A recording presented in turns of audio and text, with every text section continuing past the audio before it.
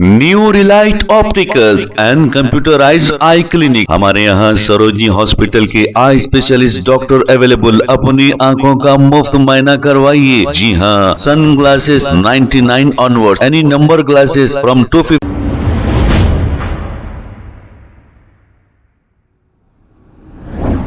अस्सलाम वालेकुम नाजरीन, 7H न्यूज सच को रखे आपके आगे।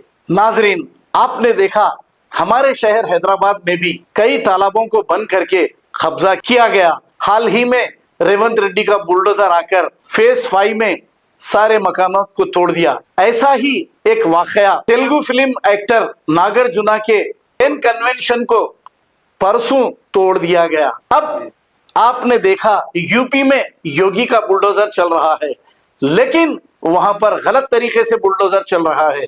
अब यहाँ पे रेवंत रेड्डी का बुलडोजर लैंड ग्रैबरों के खिलाफ चल रहा है।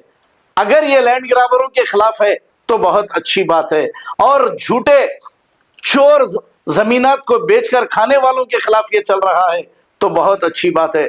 लेकिन गरीबों को जरा देखें, गरीबों के घर ना तोड़ें। आइए देखते हैं ये रिपोर्ट।